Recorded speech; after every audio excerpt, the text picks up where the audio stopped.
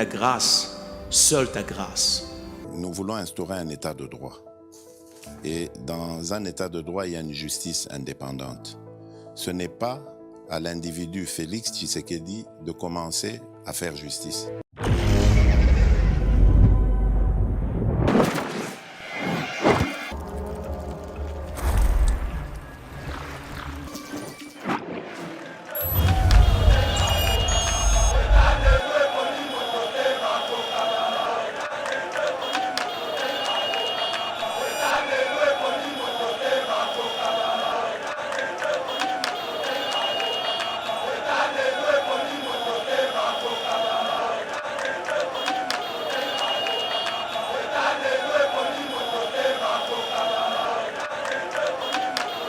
L'organe poursuivant, la haute juridiction militaire a fait ouvrir les coffres forts saisis lors de la perquisition faite dans la résidence du prévenu.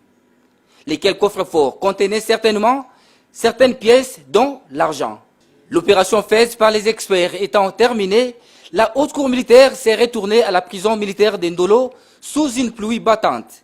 Ce climat, il faut le dire, ne lui a pas permis de poursuivre avec l'instruction de la cause.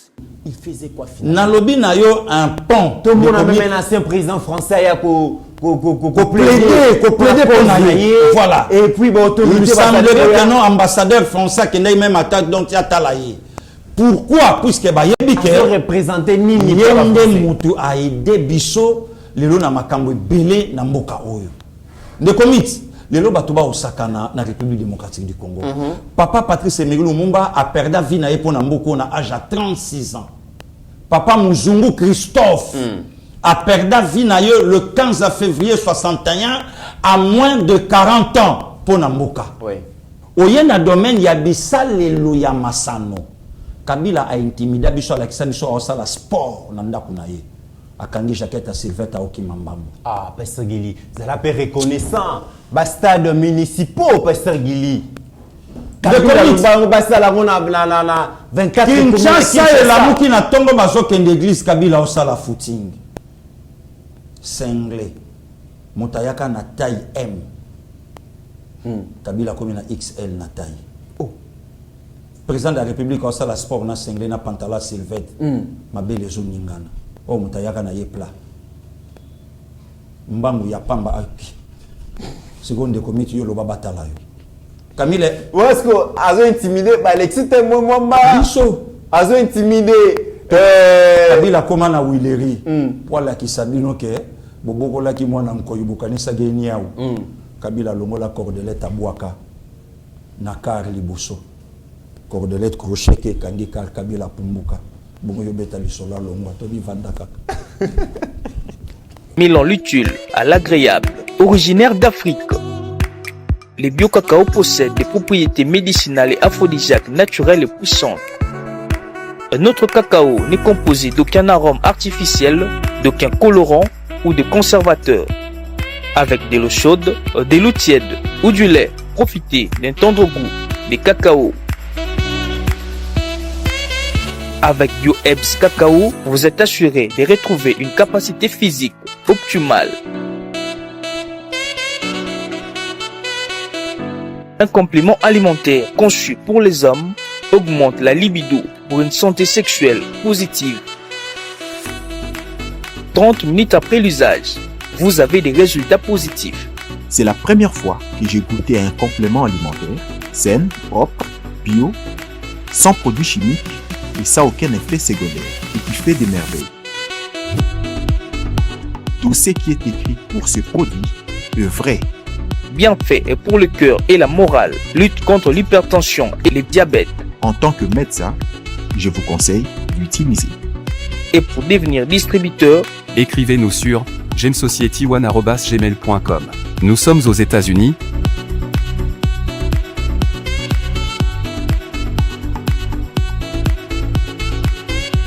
En France,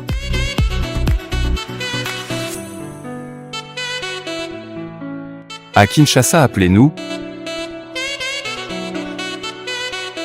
Nous sommes au Gabon. Nous sommes en Afrique du Sud.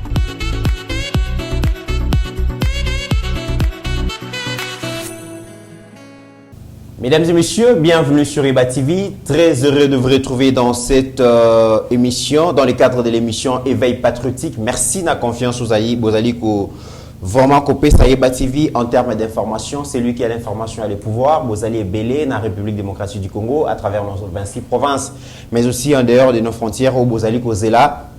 Malengela mina plateau Eba TV concernant Mboka Nabiso, République démocratique du Congo, c'est beau pays au cœur de l'Afrique. Tokolo Belayango, Boyebi Kezali début de semaine, week-end Nezala qui est riche vraiment dans l'événement. Tata Mokonzi Mboka a Kitaki sur terrain pour nous visiter quelques chantiers. Tokolo Belayango, Toko Zangate, mesdames et messieurs, Kolobela affaire Edouard Mwanga Chuchuna, capitaine Robert Mouchamalik Roy. Par rapport à Ndenge Bazali pour poursuivre pour la détention illégale de munitions, incitation de militaires à commettre des actes contraires au devoir ou à la discipline, participation au mouvement insurrectionnel. Tokolo Belayango, Tokolo Belapé, dossier à SNEL. Mokonzi Mboka dernièrement dans le Conseil des ministres a passé instruction à SNEL, Basa Makasi, va stabiliser l'électricité dans Mboka et puis sur les possibilités qui la possibilité de stabiliser l'électricité, ça a quand même programme à délestage. Tel jour, l'électricité est à la disposition. Mais beaucoup comme Kambouni, les alliés dans le secteur, il y a électricité. La Mouka, nouvel élan, il y a Mouzi, tout va prendre acte. Dans la rébellion, il y a failli le pays, il y a annoncé cérémonie Moko, il y a constat, il y a auto-exclusion. Il y a Martin Fayoulou, Tokolo Belayango, Nakati ya émission Oyo. Bienvenue sur Eba TV. Merci beaucoup. Nako commenter émission Oyo. Merci nako liker yango. Merci pe nako partager yango parce que Essengil ba Congolais partout bazali informé. Merci à notre réalisateur pour le grand travail Oazali Bongo assisté par Mike Chiswaka. Merci aussi à notre DG qui est là dans studio O déjà et je n'ai pas oublié notre jeune frère des papas, mon confrère Trésor Kandolo, Pasteur Yili, bonjour et bienvenue. Bonjour des comités, bon début de semaine à Bandekognon sur Bazolanda Bisso, de partout, et Moussala Kitoko, Yaïba TV, aujourd'hui 149 000 abonnés, ce n'est pas facile de comités. Aujourd'hui, on a que Congolais, Zondima, Moussala Oto, Sala de partout, et Sala Oyoto, on a Kinshasa, Baza na province, na intérieur, Baza Libanda ya Congo, dans tous les 4 continents en dehors d'Afrique. Donc, Baza d'accord, na Moussala Oyo, Yeba TV a porté les lots, surtout éclaircissement en termes d'information, des images à l'appui, et vous sentez que les gens sont très très contents dans Moussala Oyo, quand même, Bisoto Sala. Il y a une maman que je salue, André Kalesoto, une mère de 73 ans, au Lelo, à Kola la Pongité, ce qui atelier bativité. Vraiment. Donc voilà, Nzambe à Batelabango, on est toujours ensemble et nous sommes au service de notre patrie, notre nation, et on va toujours défendre et ti nasuka de comité ranaya. Merci beaucoup, Pasteur Gili. Alors, Yaliboso, Toko Banana, nous na visite ya Mokonzi ya Mboka na bon pas visite Mokonzi ya Mboka kendaki ko inaugurer bongo hôpital militaire du camp colonel Tchachi. Mesdames et messieurs, avant Tolanda descente ya Mokonzi ya Mboka, Yeba TV toujours na longueur d'avance. To la Kisarabino déjà ndenge hôpital wana ezalaki biso moko peto kitaki na terrain to talaki yango avant tata Mokonzi ya koma. Kasibo revivre encore une fois de plus descente na biso. Après, comment est-ce que Mokonzi ya Mboka a inauguré? Merci. Ce qui Steve Konago accepte cette vidéo. Moi, si il y a soda, moi na ya soda, à cause de la soigner, awa, il y a ufele, à cause de na ba matériel nyonso to moni wana. Loko nyonso, lokola ba appareil wana bomoni ya barin, c'est $1,500. Pour soigner mutumoko. Traitement en $1,500. Awa ezakaka gratuit. Donc oye kaka batali batini soigner. Ezate ka koloba oh non nani pesa nanu mbongo autant ya nini. Awa loko nyonso c'est gratuit. Futaka te. Wana soda na ye mwasi na ye bana donc ofele. Oui, ofele. Liboso za la ndenge ni. Liboso pe ezaka ofele. Mais ofele na ba service ni. Na ba service ezaki muke. Ba service ya muke. Tozana ba service oyo tozaki nango awa to banda ko transférer ba côté mosusu na ngaliema bien bakee na kankokolo kuna baza obligé bafuta. Mais na yo ki pe awa olakisi biso lobi même chef de l'état na famille na ye bakokende lisusu poto te mokonzi alobi souci nezaki à se faire soigner awa même mokonzi ya mboka mpe bakotraite ka mokonzi ya mboka bakotraite sur place awa babiloko tout ezali awa place na ye makambo nyonso tout eza awa ye na famille na ye bakotraite na hôpital. Mais tozalaka na problème mpe ya lotili ki courant soki ndenge dérangeaka bamatériel nyonso esengaka électricité ya makasi solution nini bokozwa awa? Non, solution tozwaki yango déjà parce que toza na cabine électrique il y a 1000 kVA il y a kaka pour l'hôpital. Oui. À part ça, prévoir qu'il pour la coupure il y a courant. Toza na 3 groupes électrogènes.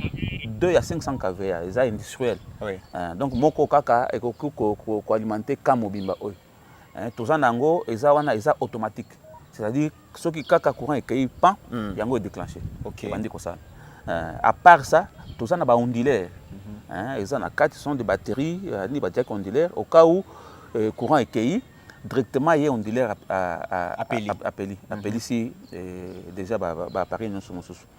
Donc mais problème problème sur pesa ya mai ceux qui courant déjà ba trouver solution na ba générateur to moni wana mais ba service nyonso toza na citerne wana bozomona kuna nikolo. Oui. Ils ont la capacité à 35 mètres cubes. Et toza na C awa na se o bozomona wana eza puits munene eza na se wana eza na 70 mètres cubes ya mai, c'est-à-dire tokozala na 105 mètres cubes ya mai oyo hôpital ko sala même une semaine sur mai ezate ezaka ravitailler na mai.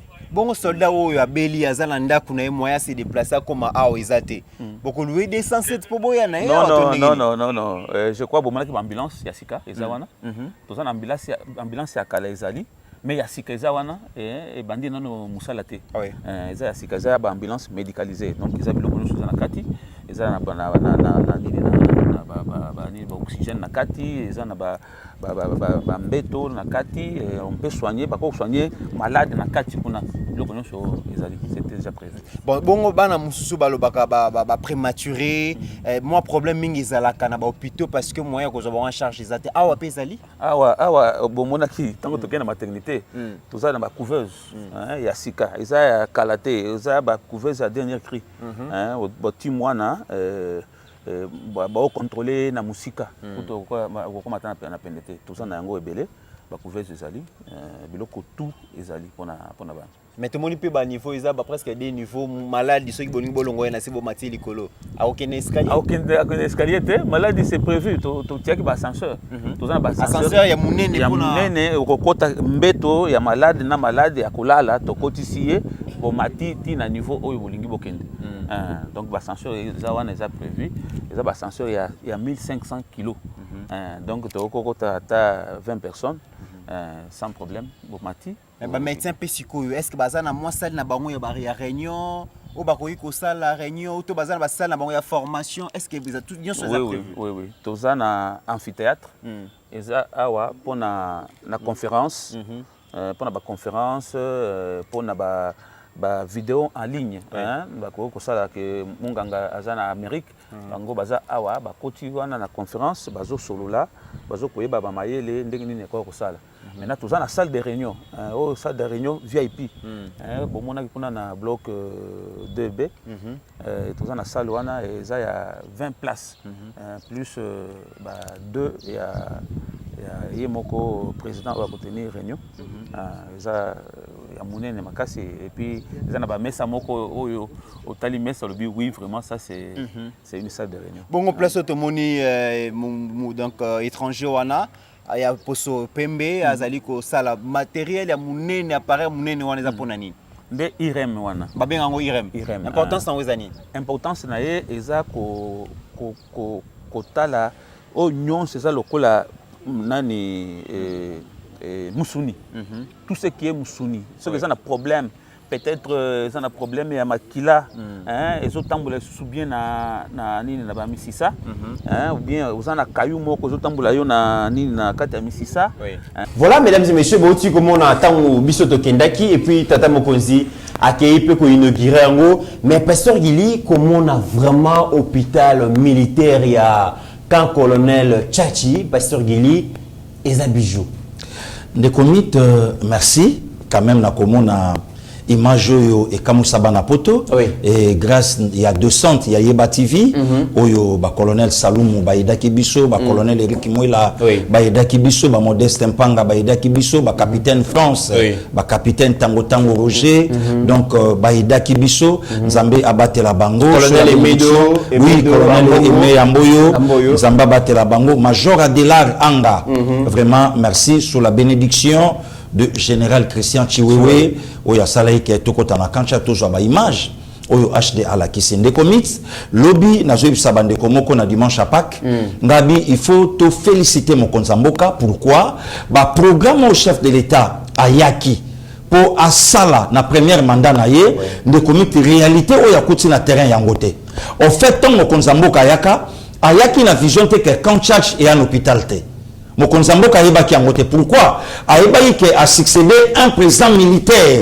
Oyo primo, il fallait quand même prendre soin.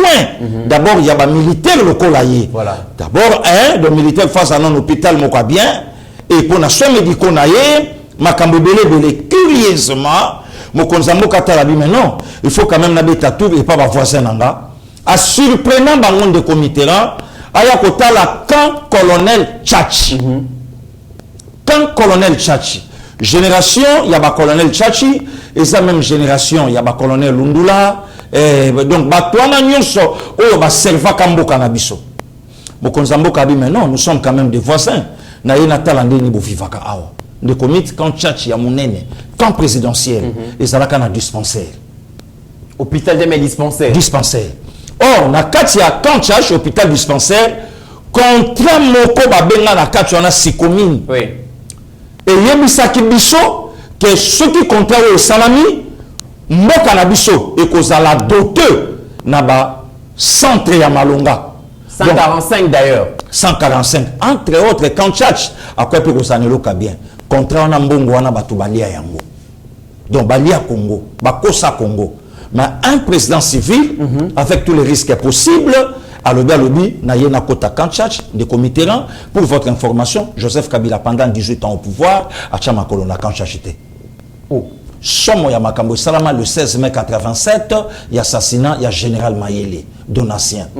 Et ça là, Kabila Somo, que ce soit les pères et les fils, Moutachamakolona Kanchachazate. Mais il y a Zaki général, Pasteur Guili. Des comités. Donc, compagnon de lutte, il y a soldats. Bazaki bato ya liboso sengela ki ba bénéficier na 4 mandats oyo Kabila sali na pouvoir. Et l'autre côté sengela ki ba soldat bazala yango moni bazala ki surpris ya komona un président civil à kota à mon dispensaire ne comité là ba militaire ba yo quand même na somo ya kolakisa mokonzi maternité ba ko si toilette mokonzi abi même non bo fongola quand même natala naza mutu na ebi toilette na ebi nsongo inene na ebi nsongo ikendenge zalaka ba fongola bo 3 mama bazo melisa bana dispensaire moi sa soda mutalokumu mutawabondela mboka oyo te de comité là batu nyonso ba mona hôpital wana na Yeba TV ashda auto laksango bandimate batuna hôpital oyo bacha maître d'ouvrage quand et banda kotonga makan dire nango ya travail et sala makan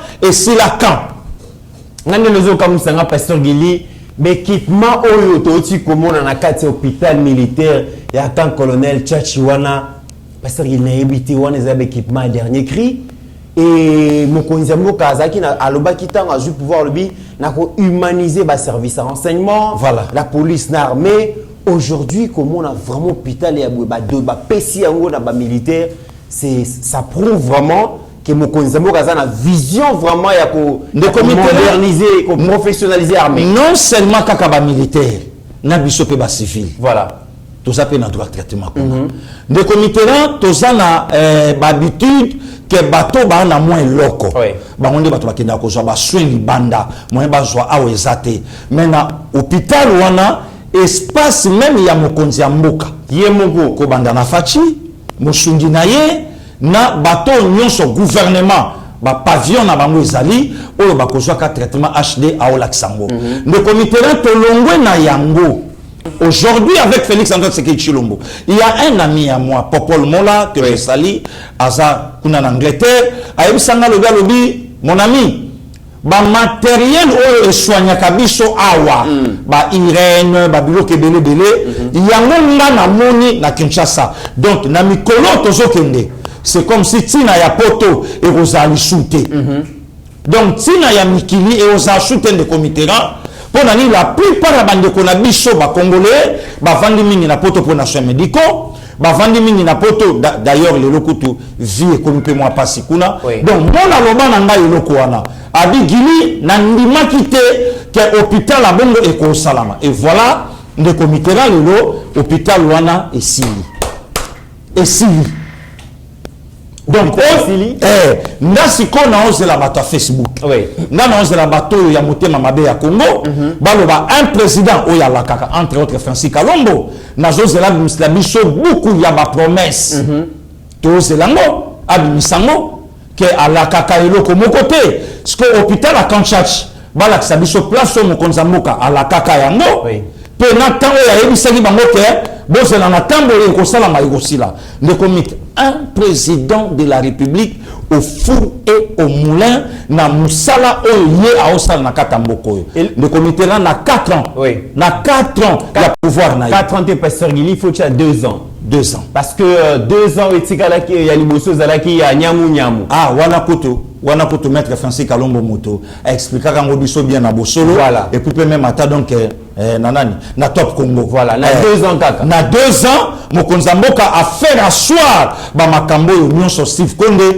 a utikula kisa mais pasteur Gili to kende parce que le lo sengeli to fan de la non masolo ya armée malamu total la volonté à chef de l'état parce que batumi bazolo ba oh non mboka na biso toza menacé balkanisation et tout et que nous devons compter beaucoup plus sur notre armée pour défendre l'intégrité territoriale. Mais cette armée a été gérée hier comment? Aujourd'hui, mesdames et messieurs, échantillon Bomoniwana, et hôpital militaire et camp colonel Tchachi, mais na est déjà etongami, na Kamina, Ezali, na Kitona, Ezali, Pasteur Gili, yami balé to tout le monde soldats azali na famille, soldats ceux qui ont à Beli et Sengeli a traité dans de meilleures conditions. Exactement. Parce que nous autres on a mbokezan a besoin on a makasi exactement musala. Mais à part ça pasteur Gili, soldats azali mutumo et Sengeli ala ta kitoko.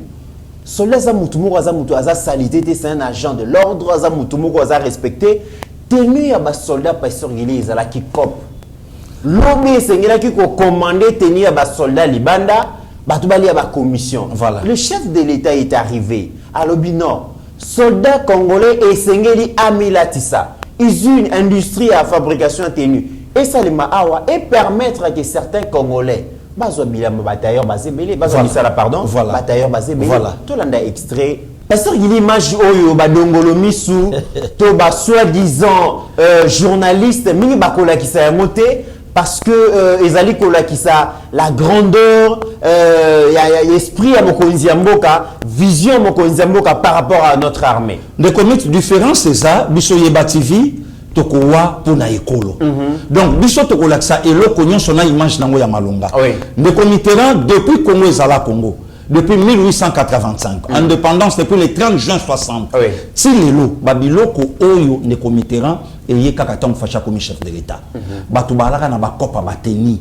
batu balaka na bakopo wana bakabiliste papa moko boy bayembi awa asala bakopa mbongo donc yem takenda ko somba babiloko wana pour alia donc akomana là mais aujourd'hui quand Faché est venu au pouvoir il y a des policiers, des militaires bakufa baninga baokangisa mbongo po basombela eteni toyoka mona yo ndi comité baninga baokangisa mbongo po basombela moninga na bango teni pour donc ou soit akundama ou soit tamselo komoko mais mokonza mboka tala bi mais non pourquoi pas to koyi ko sala eloko moko awa nisika bateni e utaka libanda nisika makambo sala makaboye comme en tout cas dans le comité là oyebi lelo mutazana est libre aboya na Fachi le goût et les couleurs ne se disputent pas mais Fachi c'est Congo voilà même pas le Congo Fachi c'est Congo très bien donc Congo c'est Fachi donc yango somona même ata na émission yamba inga semaine eleki donc Fachi azoke le kozwa Congo kozongisa Congo na Congo on a fait ça yo de comité pasteur Gili on a fait ça yo on a ozali ko embrouiller compréhension na biso mais là embrouiller compréhension na ndeko comité kozongisa Congo na Congo na lobi kozongisa Congo na ba Congolais te mais kozongisa Congo na Congo le comité Congo na biso sekendeki na domaine armé kulutu Jean-Pierre Bemba lelo VPM avec tout le respect oyo ayemisa ba militaire na biso lobi armée na biso boyebi mutate kapa yango le comité tozalaki suna armée te armée na biso et comment qui mélanger armée na biso comment qui méli-mélo et comment qui métissé color voilà le comité donc armée na biso comment qui contrôler selon ba accord armée na biso comment qui assujetti na bapaya voilà le comité yango lokaka VPM à l'époque alobaka ngalobi bino moko boyebi mutazwa armée na biso azui akabela yango Paul Kagame là c'est VPM en charge à défense Jean-Pierre Bemba Gombo alobango boyebi mais aujourd'hui de comics oyebi lelo tika quand même ba image ko HD ateka mo monde entier pour ezana bato basalaka campagne na mabe na avènement ya Fachi na Congo non bayebisi ye akozalaka président étiquette ya pamba elilingi ya pamba arma kosimba te eloko boya kosimba te d'ailleurs nga na kondima ye alors soki muretosi ye ou bien nga na kondima ye soki eloko mais lelo oyo ndeko Mitterrand totala vraiment ke bato oyo babandaki kobundela mboka na biso bato oyo balaki bato même soins médicaux bakimimango kuna na Saint-Joseph mama yemo n'en parlons même pas. Mais lelo otani ba militaire tala joie même ya basi na bango tala matériel de komi tango hôpital wana ezotonga mezo sila mama yemo pe yo wana zotongama otangi na kamina otangi partout ba université kutu n'en parlons même pas tobeta pe solo nango lelo tenir ba militaire komi ko salama awa donc pona ko pekisa batata nyonso balaka na ba cop papa oyo yem tapot sa katenya ba militaire depuis pouvoir à 18 ans aye nango pe souci koyo et kambwa este kopa bate belé et katani pona nini fachi souci na ye Congo oyo kendaka lobi Congo oyo lobi et si la valeur lelo Congo wana ezonga na Congo très bien lelo Congo wana ezonga na Congo pasteur Gili toti kota la ke soldat et sengeli azala très bien soigné et puis peine de Mitterrand et ça ka soin de côté nazo ya wana merci beaucoup voilà to moni ke soldat ceux qui abeli sengeli azala très bien soigné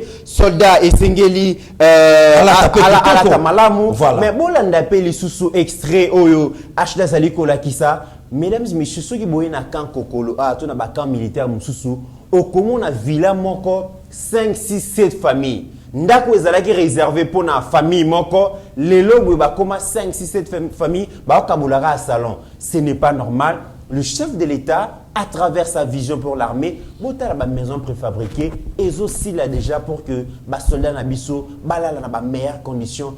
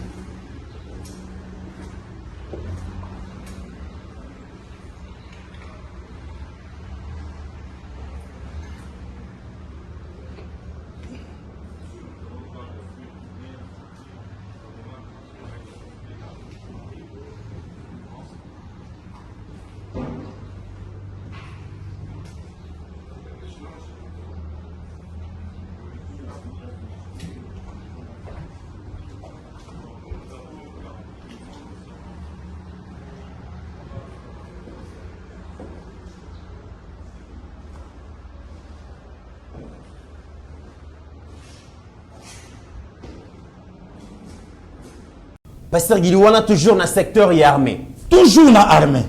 Bandaku oh qui no batebele batuna. Voilà. Ah bimandernité, justice va coopérer na mo. Soko coopérer na justice que non na kosala misala boye botikelanga tambo etina délai boye justice a accordé yo a kopesa yo temps kende sa misala makambo ebomaka mboka oyo ba maison préfabriquée yango wana esila ndeko Mitterrand na souligner loko moka pe na temps et pas bande ko na biso ba militaire ndeko Mitterrand to bandai ko vanda awa kolia ya militaire passe voilà militaire a obi mazo senga mutaobu de la mboka mais na moment oyo yo yambinga ndako moko te ya militaire na Kanchach ezangi saki ya fufu mais pasteur il kozanga saki ya fufu tendenge nini parce que déjà les services paramilitaires voilà au service national d'ailleurs Steve Konda sali ko la kisa moi ba extrait wana ya ba bâtisseur ba komi ko benga ba bâtisseur ba presque bateau bazo suivre formation militaire aussi mais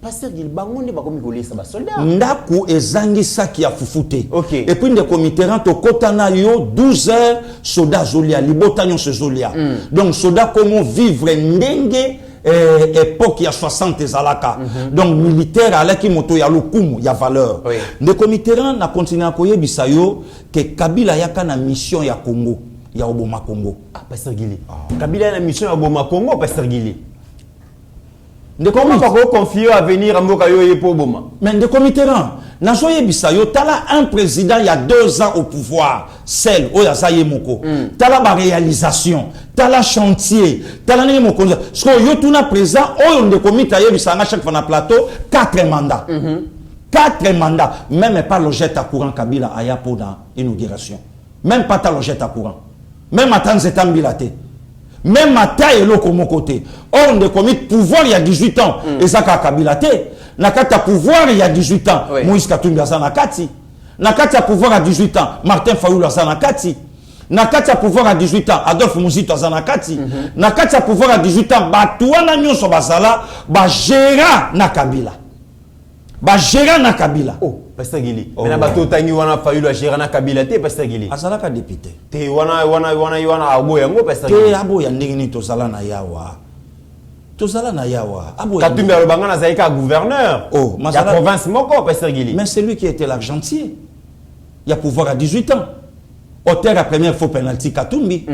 Auteur à deuxième fois penalty Katumbi. De commit, bazal makabelema ya koyebisa batu. Yango omoni, il faut ce qu'on va comme réunir ba un civique, ko pesa ka ba mbongo moyena quelque chose, beta fulani boteka kombo nanga. Pour en réalité, ceux qui te fandi bo na débat, ba lelo ko kolobate, pour oyo fachi azo sala lelo, congolais nyonso. Place à Vandi, il faut en tout cas le bravo quand même l'Olendo et banjo sur la biso na Congo, mo canabiso et comme ikotonga un président na 2 premières années na ye à Kaboli pouvoir na ye oyo ya joué rien que 35% et 65% et que n'a fait cesser. Mais à sali par tous les moyens ya kobunda. Tant à monique moyen tabi je vais déboulonner. Président Sénat à l'époque a sali réaction. Abichande Kimiana Est. Sans se rendre compte que problème à Est, yépé, aza parmi bactères, aza parmi baganga film à l'époque. Abitika makelele, sili sande li kambwana de Mitterrand na continue à koyebisa yo, tangu chaque fois oyambanga na plateau lobaka, facha lobaki na ko déboulonner to sunga ka batute. De comité, joie ko déboulonner wana cha ya mona lingala. Puisque tant je vais déboulonner, Mouta va comprendre. Nakolongola, nakosilisa, misala yamabe, yako konsa ba congolais na makasi na mboka oyo. Nde komite, tanga oloba bongo, président a joué contre l'armée. Ok. Donc système ya Kabili, ils en armée, ils en la police, ils en renseignement, ils en partout. Un président à Nyon au milieu de loups. Mais pasteur Gili Outsu le Belo Kumuka Malamwawa, le président honoraire ya Sénat a ebisaka mokonzambo katozo zelayonde aussi l'isanga na est tikali kamba de boulonnage. Mais toyo kasiko une révélation au ya président Mbosso. Voilà. Par rapport à guerre à l'est. Voilà. Toyo ka extrait à vidéo wana, vous allez comprendre Mbosso lobi nini na extra vidéo. Merci de comité. Il y a des gens qui ont fait pire dans ce pays. Le moment viendra, on le dira. Les groupes armés qui les a laissés, les mixages, des Congolais et des étrangers dans l'armée. Tshisekedi Mutasali yango, akuti yango. Mais avec Dieu et l'accompagnement des hommes de Dieu que vous êtes, le Congo gagnera. Soutenons le chef de l'État, donnons-lui un second mandat. Nous connaissons son père, nous connaissons sa mère. Il y a encore des doutes sur ça? Non. C'est clair. Il va réussir et donnons-lui un second mandat. Nous viendrons à la Tchango. Comme nous sommes allés à Lukunga, au camp Lukae, à Malou et Kalaba. On est en train de réaliser des travaux. On sera là. Soutenez le chef de l'État, soutenez les institutions. Prions pour la paix à l'Est et pour la victoire également contre les forces du mal. Ce qui ne marche pas, nous allons corriger. Ce qui ne marche pas. Mais nous voulons que les Congolais, n'importe où vous êtes, que vous puissiez vivre en frères et en sœurs. Pas de division entre nous. Nous sommes Congolais, nous sommes venus vivre à Kinshasa. C'est une ville cosmopolite, mais nous sommes majoritaires. Comme nous sommes majoritaires dans la ville de Kinshasa, nous avons le devoir de défendre les institutions et de défendre tous les frères et sœurs qui viennent d'autres provinces. Pour que le jour que nous irons chez eux, pour que nous aussi nous soyons à l'aise. Mais pasteur Gilito Tugolanda, président Mbosso, tango Alexis Tambou Mwamba na FCC parce que si le loba lobela kayango et puis d'ailleurs Mama Warope a lobi que non guerre ils aussi la tête tozo sambela tozo croiser les doigts bitumbe sila parce que charge ya borfelin o comme ko yé la biso na borfelina et les kimingi mais yoka réponse à président Mbosso. Oui. A lobi to yebi banani oyo ba soutenir ba milice. To yebi banani oyo ba kotisa ba étranger na kati ya armée na biso. Oui. D'ailleurs deuxième mandat pour voter président Félix parce que tu ebi tata na ye, tu ebi maman na ye. Parce que les Mbosso azalaka na FCC. Oui. Avant bongo la motema. Oui. Azalaka na bango. Oui. C'est ka ebi makam. Mais nazo ebisa yo ndeko Mitterrand, likambo ya guerre à Est même ata mamolive. Oui. Même ata batunyo solo ba Hollande biso. Nana ebite que guerre à Est créée par les Kabylie. Oh. Pasteur Guili. Guerre à Est est créée par les Kabylie. Guerre à Est, d'ailleurs, l'Ikamwa M23, Kabila nda silisa yango. Fachinda yeko la musa yango. D'après Bandeko FCC, bazoloba. Yango na bandeko ya FCC, bazo regretté que Kabila kontisaka kimia na Congo na l'Ikamwa M23. Facha ye ala musi lisu bitumba. Yango bazo kamwa. Ndeko Mitterrand tango accord, il y a République démocratique du Congo. Na M23 oui. Et Salamaka. Kabila Mtalaka président de la République. Tant ancien président nigérien Obasanjo azotu na Raymond Chibanda kutu peuple congolais bazolinga motion moke kota na Sénat balongola ye asamba. Yazaki motinda mi pesa. Mais bakamwa kati lelo ba congolais ba okamwa ti lelo le vieux Raymond Chibanda a sénateur. Ye batinda ego bakamwa kati lelo. Baobenga biso babi passé gili ao sani na Sénat avant de la kanini kuna abima aya kusamba pe lokola oya sakuna na makala mwanga chuchu ndeko Mitterrand na ya omoni lelo batu nyonso bayebi ke accord wana tango isalamaki et pesa Joseph Kabila nzela azara ndeko mit oyebi lelo peuple congolais place bavandi même ata partout il faut toyo kaka pasi toyo kaka soni toyo kaka na mawa puna likamuni ni pasteur Gili ndeko Mitterrand Congo pasi soni na mawa na likamuni Congo avanda ata la candidat président de la République maître Azarias Rouberwa Maniwa dans le 24 communes il y a ville province à Kinshasa Azarias a na résidence mon côté oya Somba Azarias a na place mon côté oyo avanda ya ye mais Azarias Achelibaya a comme président de la République démocratique du Congo mais Azala qui est déjà vice-président mais justement quand c'est accord pareil accord nani Joseph Kabila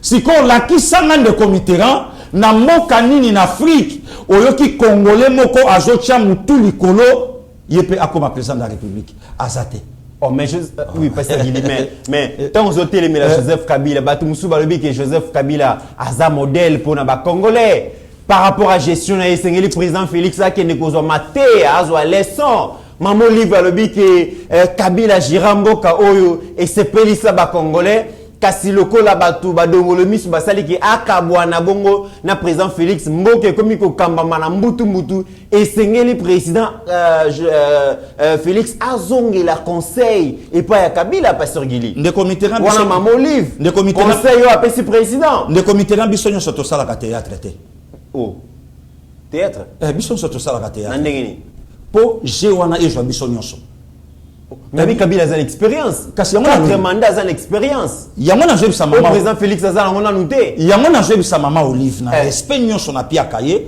Biso nyonso to sala ka théâtre te poto kota na ba jeune ya koyemba. Eza théâtre. Eza théâtre. Oh, nandenge ni pesa gili. Kasi biso so ntapesi conseil. Ndeko mitera. Soki mama Olive makambo ya lobi.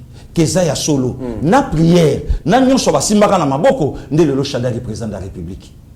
Oh. Donc, peuple congolais boyaka ko voter Shadari pour la gestion ya Kabila. Peuple congolais boyaka ko voter Shadari pour la gestion na bango. Biso nyon sote to abato théâtre. Biso nyon sote. Biso oh, ndeko mitera ya. Biso nyon sote mon frère. Na kantara sala mambo solo nzo za théâtre. Temera sala théâtre na puisque fréquente ka bango trop. Ah bon? Abengi bango balie na bango ba meli na bango vidéo. Kabila zongeza théâtre. Est-ce que biso tout ngana sala théâtre? Nga baebinga na comédie mais tout le monde a ba vidéo tout le monde a kango tout le monde a partout le loyo soki ozoyo ka maman livazolo balobi il faut mobali nanga azonga mais non maman livazo courage ata la vidéo ya 2006 na Fikine azala nzoto mike wana kutu maman livi bébé oh c'est un zara bébé pour le lo mère na ebité ce kokola ou bien na ebité ce qui pe kaka makambango ya mabala ndenge toyo kaka tantôt les hauts, tantôt les bas. Na yebité. Ah, libale ya laka maya ibalete. Lobi malamu, lobi mabe. Pour parfois na 2006 mamoli ve alaka malamu mais le lopeta monsieur comment mabe yango moni mère beauté wana vraiment na ba bangsoto les alaka mère eza souté. Mère eza souté. Zongi c'est la maman vidéo ya 2006 atalango.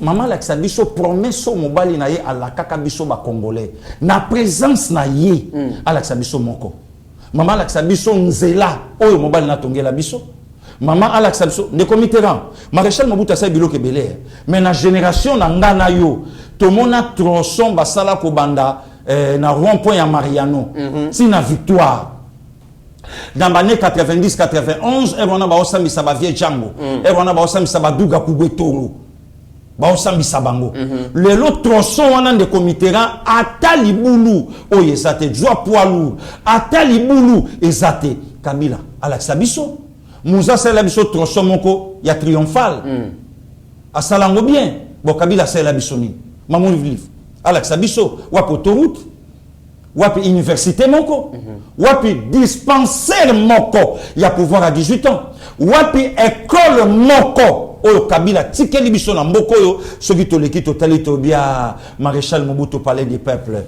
ah maréchal Mobutu en tout cas pont maréchal ah maréchal Mobutu stade des martyrs ah maréchal Mobutu boy ah maréchal Mobutu boy alakisa biso zéro et aujourd'hui quel est le maman liva côté les ma yango moni maman liva toi qui parle na bango yete pour epesaka lokola moi comédie c'est comme son maman liva comme moi anti stress na biso très bien. So qu'avandi abimé ça biso moins bien avandi abimé ça biso moins bien puisque na makambo sérieux vraiment ya mboka batu jamais bakolanda maman live ndeko mit na zongi na likambo ya viemboso tant viemboso alobi loko wana mais viemboso ana raison kulutu Alexis Tambwe Mwamba batuna ye abinga ite mutu na betaki avion masasi mais ngakande mutu na pesaka ordre apesa ordre ngo wapi na kini apesa ngo na Bakongo apesa ngo na Bandundu apesa ngo na Est voilà ndeko Mitterrand tovanda awa ndeko mit Congo asibisa humiliation grave chef d'état-major ndeko mit armée place ngana tovandi sikoyo chef d'état-major ya armée congolaise un Rwandais de père et de mère, le lorsque ministre de la Défense na Rwanda, James Kabarebe. Donc, loi de père et de mère est l'écaté pour le là congolais. À l'époque, Monseigneur Ambongo, à l'Obakanini, et Toyebi, tant James Kabarebe, as un chef d'état-major, il y a République Nabiso Awa, de comité Nanya Bossani Makambo et Salamaka le 2 août 98, un dimanche. Massacre à Koboma Congolais partout. Nabete la colisolo le number one Tutu Kaluji. arata liwa jour wana na misu nanga na BMW ya yemoko auti nango poto musala ne ya kitoko azo sala ba Rwandais balanda ebaboma ngana ngilingili na perda baninga ta misatu bakufa popol mola yebiango achuda yebiango makambo tunga na oloba ayebiango ya nanga Blaise Ndekila ayebi makambo na oloba na masasi babomela biso baninga bakenda wana chef d'état-major na biso rwandais de komis na longwe na nga petit peuple le troisième président Laurent Désiré Kabila a regretté son ministre des Affaires étrangères de Mitterrand.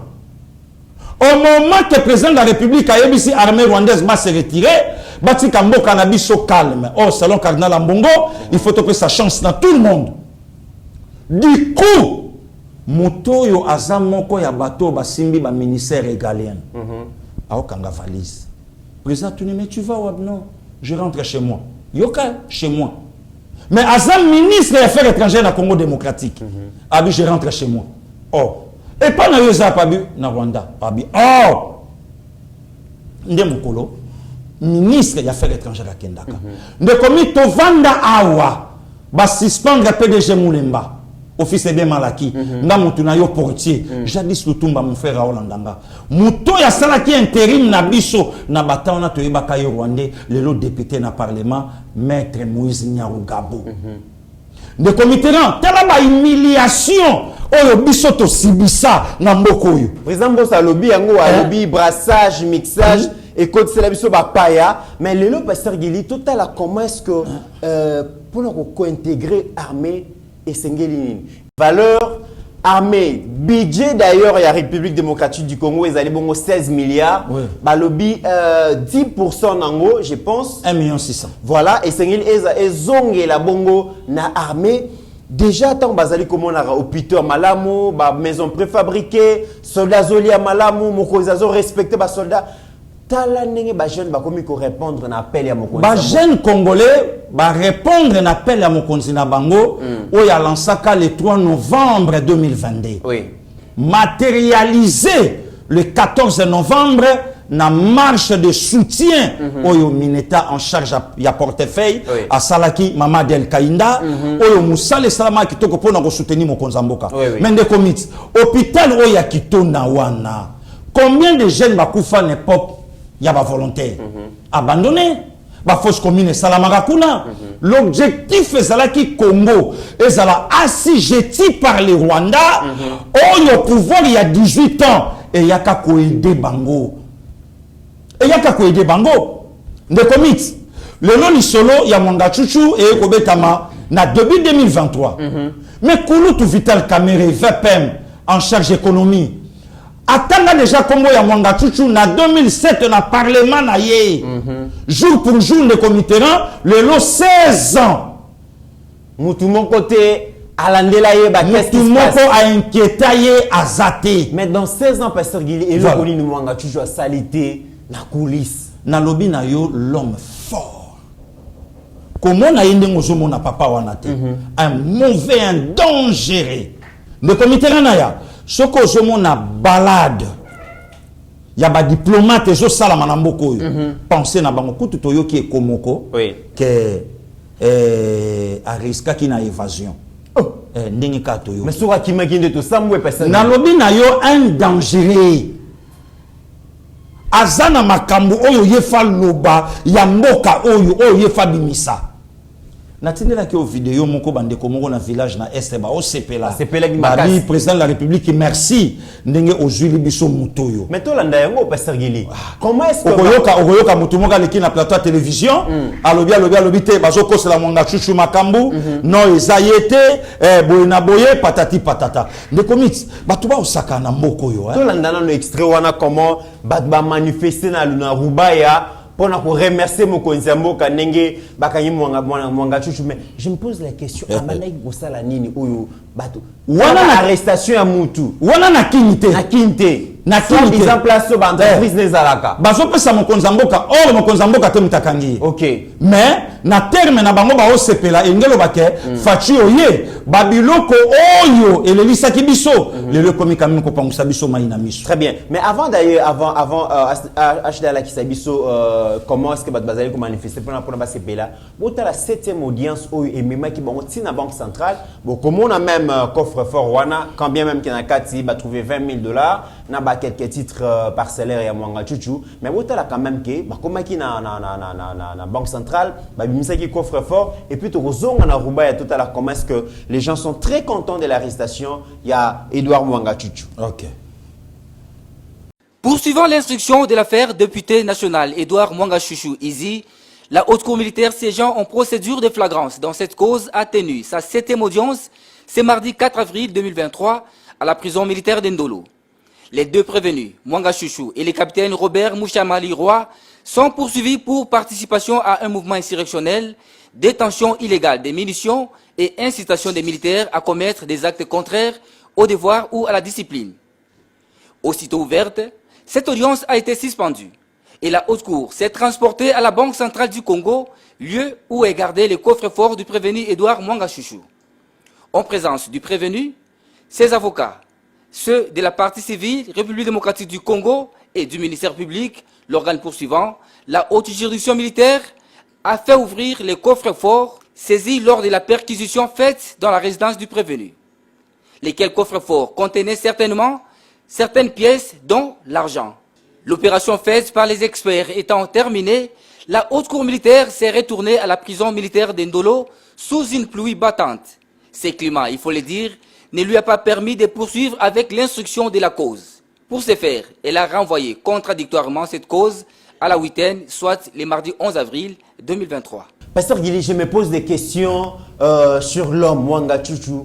Ce qui caméra dénoncé il y a 16 ans. 16 ans. Moutalobé le côté. 16 ans. 16 ans, Abane Kosala. Donc, Anigno sur les queues. Il faisait quoi finalement? Nalobi na yo un pont. Tout le monde a même un ancien président français qui plaider pour naïe. Voilà. Et puis, bon, il semblerait que non ambassadeur français qui n'est même attaque donc il y a talaïe. Pourquoi? Puisque bah yebike représenter nini yende mutu a aidé biso lelo na makambo belé na mboka oyo. De commit lelo batuba osakana na République démocratique du Congo. Papa Patrice Emery Lumumba a perdu vie na yepo na mboko na âge à 36 ans. Papa Muzungu Christophe a perdu vie na ye le 15 février 61 à moins de 40 ans pour na mboka. Oui. Ba papa Sendwe, ba papa Elengesa, ba perdu mboka na biso, papa Impenge, le père de mon frère Didier na Suisse, a perdu vie na ye na mboko à moins de 35 ans. Batuba osala blague na Congo. Batu moko basangani, ba habité, il faut to bandarasko ko betaka ba officiel. Non. C'est le moment il y a délivrance ya mboka na biso. Batu belé baza modi même ba famille na bango. Ba ko futango lobby. Sans de comiteran ba vanda ba yebake makambo yo na banda ko sala na banda okende contre République démocratique du Congo. De comiteran na ya nazoyebisa yo ke o tala ba réalité Mwanga Chuchu atangama lelo yo matata ponyo mapon alingi azala candidat président de la République na décembre 2023 c'est pas un problème tout ça na démocratie mais matata incapable na gouvernement na ye ya kopé sa explication na problème ya est il y a un député à Tunaye ou soit vous êtes complice, ou soit vous savez sa vérité, incapable. Mais le long matata se permet à Kolobake, loi de père et de père et de mère, n'a rien à voir, n'a un leadership fort, et pour soutenir Mboka. Ne commit n'a joye bate, bato balobarike, batangi koleka biso, batangi na nenini. Pasteur Guili, mais il faut comprendre matata mpogno. Les lobos ceux qui sont mon excellence Mineta del Kainda Maïna, Tony Mwaba, Jean-Lucien Moussa, excellence Guy Luando, F Bazaïba, sont pas travailler calmement Pasteur Guili, c'est parce qu'il y a un président démocrate au Atsaralito Inae, Azoyo Kaba proposition, Azoyo Kaba suggestion, Azoti Kaba travailler librement. mais gouvernement ya Kingakati zalaki bongote Pasteur Guili. Oza vice-premier ministre Zoé Abengio alobi na eloko boye na lingo sala boye. Nde démocratie ya mwana. Jeannette Kabila Bengio alobi ko sala boye. Donc ça veut dire que peut-être Matata Mponyo babane ko zo ba instruction na Kingakati Pasteur Guili. Le comité rang nde démocratie yango wana. Que non Kabila nde père tout ça makambe belé na okamwa nde comité koyoka ba Matata azozwa exemple ya États-Unis. Oui. Mais aux États-Unis, il n'y a pas un Américain d'origine. Et ça m'a belé, oh yo bango ba yo kokuta, il y a ba Indien. Oui. Alors le ko la bisonyo soto zaba pa ya ba uta toya to cha mena loi moko. Oh yo ko permettre que bisonyo soto vanda na kati, il y a loi wana. Oui. Mais c'est différent dans un pays souverain démocratique le quoi ya biso.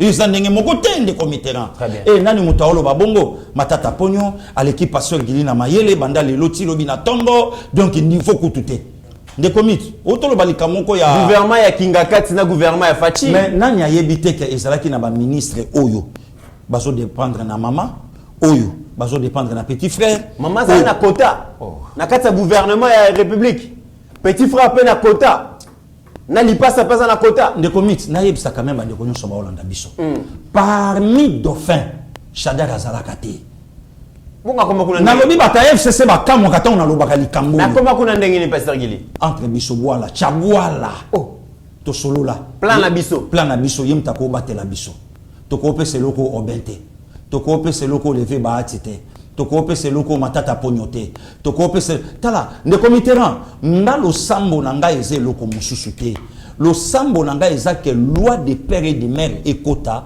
malgré to za pays ya suka ya l'échec o lelo ba okotse loko yo to kotsango nde komite biso to vanda na kati ya mboka oyo totala mutu asala video oyo azoloba booloba ngai mutu nakoyisa jekamine bato balia mbonga jekamine bapaya ngai nalia kaka 60 millions et puis 60 millions c'est quoi? C'est grave. nde komi ntango baoloba babiloko wana bayebi un sujet zambien nde komi il y a un père Ngoy Mulunda Katangé de père et de mère oyo asala émission na RTNC atanga kombo ya Moïse Katumbi. Est-ce qu'un Congolais de père et de mère a koki à faire genuer mboka na ye ndenge wana et tolala tolamuka Moïse Katumbi faut comme président de la République s'il faut Christian Bosemba kufa pour loi wana ekotate en tout cas tokoboma yo c'est comme si on dirait Christian Bosemende Moutou à sa député de komi tovanda toyoka lisolo mona mboka oyo Papa Lunda Bululu ancien premier commissaire d'État, ancien premier ministre, il y a maréchal Mobutu, na période il y a des ponts, il y a Makelele Basalaka. Oui. Mais papa n'engé toyoka li solo, ayebaka matata ponyo na chef à délégation rwandais. Un rwandais n'engé toyoka ma solo. Tola la tola mukamatata pono quand est-ce komaka congolais to yebi na biso pe yango te Pasteur Guili si on a so yebisa yo ne comité ngaza na question mona otuna Pasteur allez-y mon frère Joseph Kabila a eu pouvoir na 19 ans biso bilenge à 31 ans non 29 ans qu'est-ce que j'ai dit Kabila Joseph Kabila a eu pouvoir na 29 ans biso ba jeune to tombola maboko likolo to sepela ah oyeba biso bien to lobby en tout cas jeunesse ya mboka oyo oye na kena ba domaine ebelete na domaine ya sport Kabila esengela kiati ke la biso quand même ba infrastructure sportive oyo biso ba jeune to koza na esengo Kabila géré mboka oyo pendant 4 mandats accueilli atiki infrastructure ya sport mon côté j'ai à francophonie oyo Congo tozali ko organiser c'est le président Félix maintenant, il a 2 ans, qui doit faire ça avant Zomaloba Pasteur Guili. Merci. Tout la distance à mon konziambo na terrain, atala comment est-ce que l'infrastructure wana bazali ko tonga, ba musu bazali ko réhabiliter même ba espace na uniki, na stade martyr batala. Kabila était où lui qui était un jeune président. Tout la non extra. Sur la route pour le 9e jeu de la francophonie de Kinshasa qui débute en juillet prochain, les écueils tombent petit à petit. Et le constat était fait ce samedi 8 avril 2023 par le chef de l'État, Félix Antoine Tshisekedi Tshilombo, en visite d'inspection sur les sites devant abriter ces jeux de promotion des talents de la jeunesse de pays francophones. En présence du Premier ministre, de ministres sectoriels, du gouverneur de la ville et de plusieurs autres officiels, le président de la République a visité le gymnase jumelé en phase de finalisation sur ces sites de l'esplanade du stade de Martyrs. C'est ici que seront pratiquées de nombreuses disciplines sportives. Cette importante construction a eu une capacité d'accueil de 5000 places assises. Et d'après les ingénieurs de l'agence congolaise de grands travaux trouvés sur place, le niveau d'exécution des travaux est estimé à 80%. Dans le même enclos, le président de la République a inspecté juste à côté le travaux de modernisation de l'ancien stadium de basketball qui avait une capacité de 600 places. Cet ouvrage vient d'être modernisé avec l'ajout de plusieurs compartiments qui vont amener sa capacité à près de 1000 places. D'un site à un autre, le président de la République a été par la suite voir les travaux d'aménagement du stade Tata Raphaël. Ici, beaucoup reste à faire. L'occasion était donnée à Félix Tshisekedi d'exhorter les différents prestataires à plus d'abnégation et de célérité dans l'exécution des travaux. Et c'est sur ces entrefaites que le cortège présidentiel a pris la direction du site de l'université de Kinshasa, point de chute de son itinérance. Le premier citoyen du pays et sa suite a eu du mal à se frayer un chemin au niveau de la route Elengesa. La ferveur et les ovations frénétiques de la population étaient surprenantes.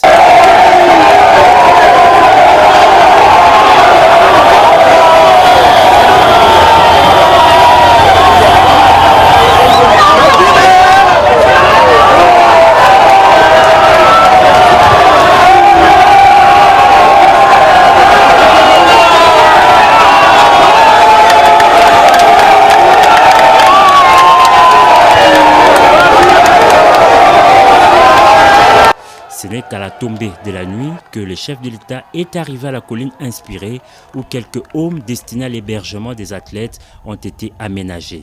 Ici, les niveaux d'exécution des travaux avoisinent 85%. Au total, 1950 chambres sont déjà disponibles, prêtes à accueillir les premiers occupants sur un total de 4000 athlètes attendus dans cet espace universitaire. Et c'est dans une ambiance conviviale sur fond d'une communion parfaite avec la communauté estudiantine que le président de la République a quitté les lieux sous les vivas d'un public visiblement enthousiasmé. Voilà. 4 mandats. De commis tochaka espoir na biso et pas Kabila, ba jeune. Nous sommes à l'époque à Kabila, ndekutu ba jeune ba kufi belé. A massacré ba jeune. Arma Tongolo jeune, le croyez. Aujourd'hui, qui n'a biso Daniel Boteti. À 31 ans, il est parti. Jeune le Kolaye. Aujourd'hui, le député à MLC, Marius Gangale. De commis tant on attend à Kakombo ya Marius Gangale. Moi, si na ye présente na mutuka, tant bazo betaye masasi na mutu. Bongo, cerveau, libanda.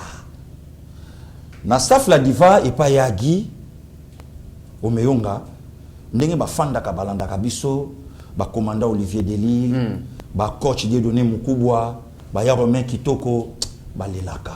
Ba ya Sylvain Chibouadi, Mwanandal, ba lelaka. Ba PDG Paul Amami Mili, ba lelaka. Jeune, Akenda. Floribert Chebeya, jeune. Marius Gangale, jeune. Pasteur Albert Lukusa, jeune. Ne commit au Bakenda. Batubabo Sanaka, député Moko ya MLC. Papa Nimi Roger. Yepa Kenda. Oh, li kamba comportement.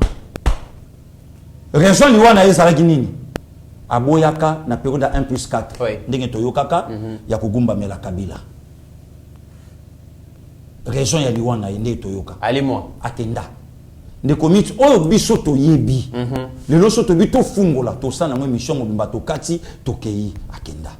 Oye na domaine ya bisalelo ya masano. Kabila a intimida biso la kisa biso osala sport na ndaku na ye. Akangi jaquette à Sylvette à Okimambambo. Ah, Pasteur Gili, vous allez reconnaissant. Bastade municipaux, Pasteur Gili. Kabila basta la rona na 24 Kinshasa et la muki na tongo bazoke d'église Kabila osala footing. Singlé. Motayaka na taille M. Kabila comme na XL na taille. Oh. Président de la République osala sport na singlé na pantalon Sylvette. Mabele zo ningana. Oh, mutayaka na ye pla. Mbangu ya pamba api. seconde comité yo loba batala yo Camille est-ce que azo intimidé Alexis témoin moi biso azo intimidé Kabila koma na Willery wala kisabino ke bobokola ki mwana nkoyo bukanisa geni yawo Kabila longola cordelette abwaka na kar liboso cordelette crochet ke kangi kar Kabila pumbuka bongo yo beta lisola longo to bi vanda kaka intimidation de comité to viva babiloko wana awa de comité rambongo moko bima il y a 5 stades municipaux Kabila abalo kanisa ba chaîne parce que etikala tilelo eloko moko te etikala tilelo on en a lia bambongo wana parce que mais aujourd'hui avec président Fachi pour l'accès vidéo de comité ran président yona na 20 mai de comité ran président yona na martyr de comité ran président yona na campus. Quand est-ce que piscine y a campus et béba? Yangoana, Ashda la Kisi. Piscine zongi. Et zongi. Et t'as la même. Donc, non. De comité coacha bétidia condition. Ba réfléchir malam. Ba bâtiment partout. De comité campus Azakaka image. C'est donc ba université Zotongama partout dans la République. T'as la passage na elenge sa pasteur Gili. De comité elenge sa wana. T'as la passage na comment bayambi le col à un roi. Na lobby nzela wana kutu soki pona nga. Ba ko longolango elenge sa ba changwata route Fachi. Puisque depuis Kinshasa ça la Kinshasa. Nzela wana mutu ke lekate. Oui. De comité là tala nzela après yo lobake mutu aboye asa popularité na kin. Tala ba makaloise na ba makalois de comité ndenge ba yambiye. Ndenge ba yembeliye un président aimé par son peuple. De comité na zoye bisayo Congo et c'est kendeki. Lelo ndenge to zongi sa Congo de comité grâce. De comité ran to vanda Congo ndenge joa Martin Fayulu comme président de la République. To vanda Congo ndenge joa Moïse Katumbi comme président de la République. Et même Matabandeko va soutenir Moïse Katumbi. Même yo moko na âme na yo ba pesi yo mbongo balobi beta bato nyonso banda ya fo loi wana elekama. Muto a sala makambo na de comité ran azala plus 33 na France. Ndeko moko benga lobi pasteur Gili makambo lobi na Angleterre ezaka na Angleterre te. Awa na France ngai frère na yo natangaka na école militaire. Mais ezana ba cours mususu yaba armement oyo eza réservé na ba français dora biso kotakate apesinga na Congo ya école yango apesinga alobi vérifier na batu nyonso ba na France ba oyebisa yo donc ezana ngo loko ya sikate muto ya zotomboka awa na France que Moïse Faleka mais ayebi kubo ya Emmanuel Valls nationalité espagnole Élysée et Kangeli porte et le beaucoup comme nos premiers ministres c'est pas un problème mais pour qu'on analyse il faut ça la de père et de mère mais et l'on connaît le long de comité rang et so bimisela biso mobulu na katsamboka oyo très bien kanda eza place nini pas eza wapi de comité rang eza loi sur la congolité té de comité na betelo lisolo yo za chrétien catholique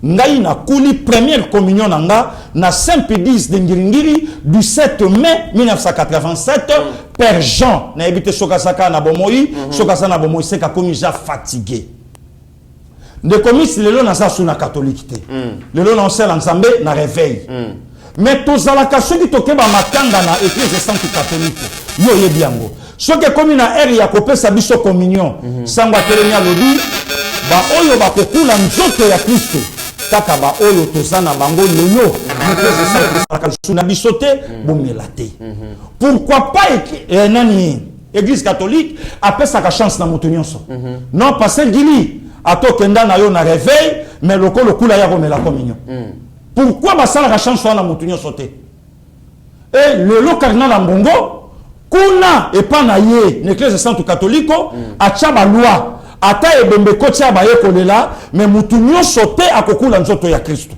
mutu nyonso te kaka ba oyo bakotaka misa awa côté wana problème eza te côté wana epanza catholique te côté wana eloko te il y a pas longtemps de comité rang likamba gratuité tant le peli moto awa toyoki ke posa la enseignant professeur madame na l'école catholique il faut ça la chrétien catholique. Pourquoi pas tata épiscopo après qui peut chance n'a ba enseignant non sauté. Le colo yebi aussi ça la pédagogie, aussi ça la commercial, il y a quand ba diplôme là yo au kota au pesaku. Après ça qui a monté pour nani. Le comité rang. Tozanga na yo na Kinshasa. Tozanga ba locataire ngana yo to ana rien. To ana king.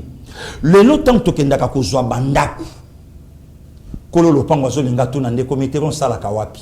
Voilà. Pour faire l'inga ba place au sala ka poye, azwa ka mbongo na yanga azala rassurer. Garantie zala garantie ko simba kotia ko futa. Abanda ko futa ndako. Pourquoi pas kutu lelo ba comment okena biso tina ekolo. Oza ekolo nini?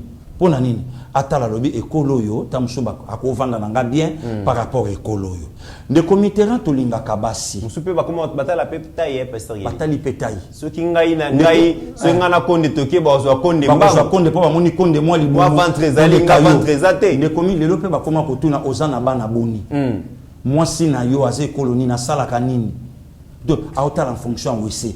Pourquoi pas Bayer to Bayer après ces chances na motonyo sauter nde komiti lelo na Kinshasa to linga kabasi pona libala tango moi ça ke ko beta li solo na ba parents na ye ba parents ba bon yela biso mobali yango totala ye et loko liboso ba kotuna otanga yami balé asala kanini soki ata mobali atanga so na zo sala te mama to papa ko loba totala ye vie à mon amotou et ça m'a beaucoup ensemble le col tangi diplôme ko futa très bien mais de comité pourquoi babo parents na biso ba yebisaka moi cité te le quoi oya ina fesse joye kaka mbala moko donc kaka biso na Congo ndé oui pour moutako ba président de la République là maintenant il faut donner chance à tout le monde ça c'est la méchanceté de la part à cardinal Ambongo très bien donc c'est ça les comités parce que il était comment na Kinshasa bazali ko yamba mokonzi ya mboka na esengo tanga bazali ko leka elengesa bato bele baloba ke fachi aza entouré na bateau au peuple alingi bango to kende na intérieur total par exemple Jean-Lucien Mboussa par exemple pasteur Gili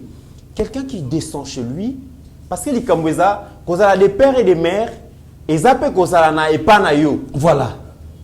Parce que si les lobes à mais bakacho bowana, ils ont parti mo acheter, mais ça y a nativité. Voilà. Mais bon la moi na mboka, soka keye pas na ye. Place ba yebi tata na yebi ba yebi maman na ye, bon la ninga ba yambaka. Même le chef de l'État lié mo reçoit fan d'Atali bo habiter. Excellence yo na campagne électorale. A cause de pas 2 ou 3 personnes et pas naïe. Voilà. Total non extrait dans Jean-Lucien Mboussa azonga kai pas naïe. Merci.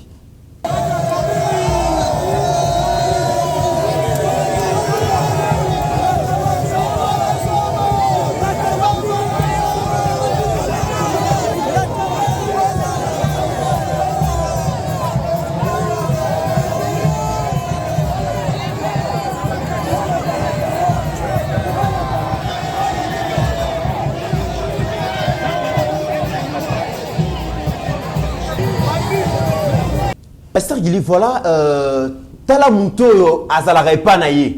De commit. Au mon image, il y a Kouloutou Jean Lission. Excellence. Oui. Au moment où Makeno, Dengemoko, Naba Mama Del Kaina. Voilà.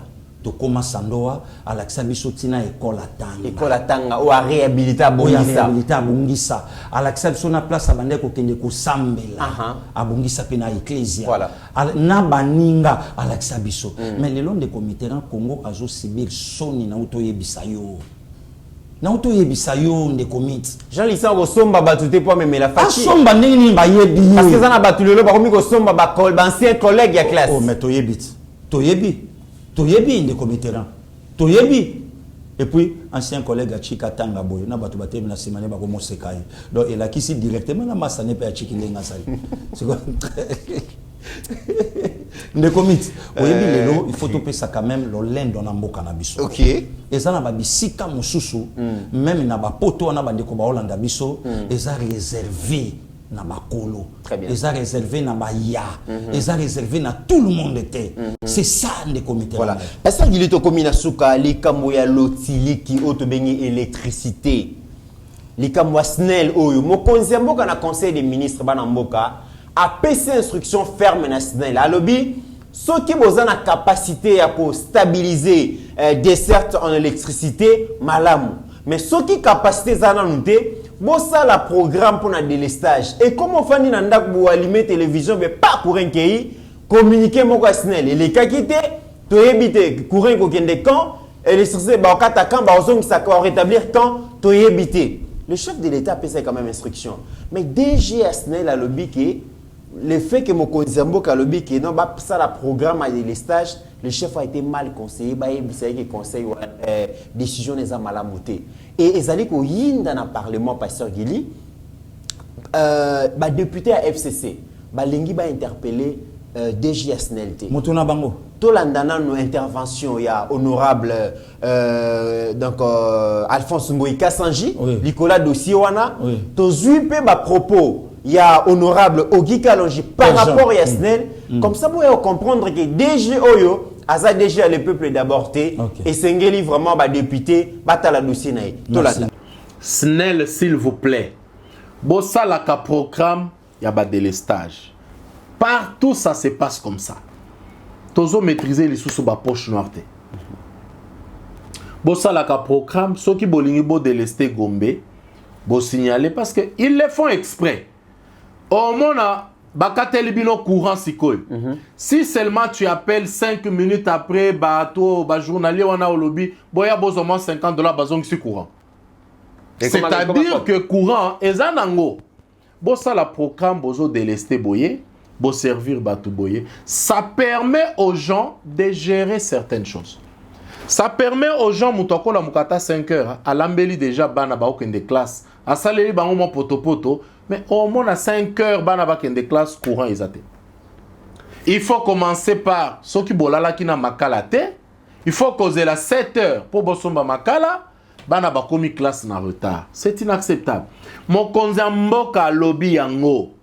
Il faut bosser l'enquête pour vérifier si ce que j'ai dit est vrai ou est faux. C'est qu'honorable Guy Kalonjazo. Plus grave, des commits. C'est que déjà Snell a un problème. Des commits plus graves. Le DG va se permettre quelque part, Nabilobe la kaka, pour dire le chef a pris une mauvaise décision en demandant qu'il faut tout ça, la programme et à délestage. Bakendeko conseiller que c'est une mauvaise décision. Messieurs, qui es-tu? Mon conseiller a et puis, na conseil de ministre. Toi, tu vas te permettre de dire que Bakendeko conseiller mon conseiller parce que c'est une mauvaise décision. Vous savez, Naye Bissakabato, ne nous poussez pas à dire certaines choses qu'on n'aimerait pas dire au grand jour. Qui es-tu? Yozanani. Bon, si tu n'as pas une solution, Biso Toyebi que même Pongi à Mokonzi, ce qui a kangimi sur c'est un message. Il faut avoir le service où ils sont prêts. Il y a qu'à mettre en pratique ou qu'à interpréter qu'au kangami souana. Et c'est un ordre. L'ordre s'exécute. Mais yo lobby non, il faut pas conseiller parce que je crois que c'est une mauvaise décision. Mais pasteur Guillaume Tigolanda ba député Mibale FCC. FCC. Ndenge ba gérer Mboko pendant 18 ans. Ndenge ba konza biso pendant 18 ans. Donc en fait survie à ba congolais et tali fait CCT. Bango ba yaka na besoin na bango mabumu na bango na ba poche na bango evimba. Yoka parrainage balobi muta parrainaye aya na Snell. Eza madame donc la ministre Oyo a bloqué il y a portefeuille à l'époque. Voilà, chose comme ça. Voilà, il y a portefeuille à l'époque. Donc, dossier FCC. Voilà. Donc, FCC, ne commit quoi pesanini. Peuple congolais, on a failli moko ya chef de l'État et permettre makele les banda. Le cola courant. Eza que loko moko ya ilengi pona biso. Courant ça va permettre moi ma petit commerce. Ça la mobulu pour makambo simba teskoyo. Ne sika babenga DG Aya. Aloba, qu'est-ce qui se passe? Bah, tu as fait cesser, bah, c'est le monde de l'air. Donc, en fait, l'air monde de vie, le monde de bango. Donc, bango, bah, ça, bongo, bah, vifaka bongo. L'air vie, en fait. Bango, bah, ça, on a capo na bango moko. Ok. Il y a un moment, même, bito, mon konzamboka, à penser qu'à coalition FCC cash. Puisque bango, souci na bango, ça, leur ventre d'abord. Mais visuel chef de l'État, le peuple d'abord. Voilà maintenant rien. Le pasteur Guilna, oui, que UDPS, comme il a inspiré FCC. Donc, comme il a biso na suka émission, pasteur Guili réunion et FCC comme il a les menacés NZT. Mon kilimanga taba. Tala biloko Steve Konda zali ko la kisali. Wana esika siko bazo kanisa vienanga obin. Bo kanisa lobi soki to perdre pouvoir au sort na biso. FCC ba UDPS zali pouvoir et outil na CNZT, makamuso le kana CNZT, mais le lobo bango pe ba s'inspirer pasteur Guili. Mon kilima karamba. Siko bango siko babandi na CNZT na âge nini. Oh, net nga na bandana na sanjete na moins de 20 ans. Bango so ba âge ni. Mais bango déjà ba troisième âge. Bazo kende. Un problème. Ba suka kana sanjete. Est-ce que vous inspirez bango pe le roi bino te pesa? De commit Fatia za na 4 mandats liboso ti tokei. Oh, ina zo bisa. Oh, 4 mandats nan. Après ti tokei. Ti tokei. Wo fayo le tie wapi? Ah, kotanga ga viena nga magasa faya salate. Tika via pe mana. Tie wapi? Abe rebellion banina ba muzito ya problème. Te trahison. De commit oh mutalo na ngwa bukaka trahison. Très bien. Voilà. Mesdames et messieurs, nous sommes arrivés vraiment à la fin de cette émission. Merci na attention Oyo bo accordé na émission Oyo. Ba commentaire na bino zali ko intéressé biso totanga kayango poto ba bo réagir ndenge nini, est-ce que bo sepeli na émission, est-ce que bo sepeli na ngote et permettre biso quand même toye ba chaleur, température, ya musalo tozali ko sala toye ba kayango na ba commentaire. Merci na ba commentaire bozali ko tikila biso. Merci pe na ba like bozali ko sala. Merci na bino bandeko bozali ko kata ba émission na biso na ba partie, boti na ba TikTok, boti na ba Facebook, boti na ba statut na bino. Vraiment bozali ko sunga ke musala ye ba TV et kende liboso. Pasteur Gilito komi na suka émission mo ya clôture. Merci. Ces derniers temps dans les réseaux sociaux. Il y a une dame à Latikombo, il y a Madame Fanny Kassalou Tshisekedi. Épouse il y a David Mangaya. Voilà. À Latikombo nae, a komi ko benga ka batu na ba téléphone. Ah bon? Oui. Alors je suis Fanny Kassalou Tshisekedi, la fille aînée, il y a chef de l'État, donc de grande sœur, il y a Prince Anthony, et Nana Bakari Minenanga. Alors on a le bateau d'autres travailler na bango et tout ça boina boye. Soko lingo zo contact bien na mutunanga imoko sobi Willing Tumba na pesa numéro na ye bengaye comme ça on verser bon moment $2,800 comme ça on resomba banani tout to koma ko travailler na lingina yebisa batuana Madame Fanny Kassalou akokota na ba bêtise wana te HD wana azola sa photo yanga na itango yambaka ngai ya batu ya Papa David Mangaya akokota na ba salle et puis soko koti na profil ya papa soki Willing Tumba wana okokuta aposta photo ya chef de l'État donc nyonso na pona ko tromper batuke asa na kati ya famille donc jemoko ya salité ezo salama tout autour ya Congo ya Madame Fanny c'est pas propre ba ndeko yo bazo yambaka appel ya mama wana boyebake aza escroc aza muibi souci na bango eza ba salir kombo ya Madame Fanny Kassalou Tshisekedi ba salir kombo ya famille ba salir kombo ya chef de l'État batoyo nyonso bazo yokaka appel à mama wana bo réprimander mbala moko c'est une voleuse oyo souci na bango eza ba sala ba blague na bango ya mabe et permettre que famille Oyo, il y a Etienne Tshisekedi, famille, il y a chef de l'État, et ça sali donc c'est pas Madame Fanny Kassalou, Maman wana Luka Kombo na yo, sala escroquerie na yo, Oyo zo Luka, o sala na kati ya ba bêtise nyonso, Oyo zo linga okoma nango. Merci de commit nongo yamba kingai, merci na ba Beloti Mavungu, merci na ba Joli la mama, ba Sandrina Mawete, ba mama Asunta papa Jacques, ba Grace Vuda, ba maître Makumba na musala nyonso, bozo sala ba Robingele, nzamba batela ba Lucien Ngando, ba Tatilu Kusa, en tout cas, on est toujours ensemble. Ba Jean-Denis Makanda, nzambe abatela bino, bolingo ya mboka, et l'équipe ba blague ya ba mauvais goût. Kimia na ba maître Churamboma esika bozali to défendre mboka na biso ba kulu tujera kananga nzambe abatela bino tozo continuer ko bundela mboko tina suka. Merci na yo de comité. Merci Pasteur Guili, mesdames et messieurs, vraiment batela mbongo na yo ba escroc ba lekebele surtout ba bazoya na kombo ya famille présidentielle. Boki mokonzi mboka déjà apekisa ba oya famille ba kota na ba faire ba copie ya lolenge wana. Et puis maman Fanyanga ozwaka téléphone na no bengela ka di bengela. Ana belle famille na yete azana famille na yete. Azana ba mie connaissance te. Pour salir ka kombo ya moi ça ba papa David Mangaya. Voilà, et ça vraiment malamu te mesdames et messieurs, bozala mayele bo batela ba mbongo na bino. Et merci beaucoup na Floringoma, vraiment Kolotu et Yokanaki, merci beaucoup. Merci na maman Liliane Lusamba, merci na maman Beni Kabouya, na Bosanité, maman Marthe Sanga et puis Binonio si vous allez kolanda biso libanda ya mboka. Vraiment tant boye pisarabiso que bola la kamalamu ceux qui boye qui nouvelle à Congo et za la kamalamu.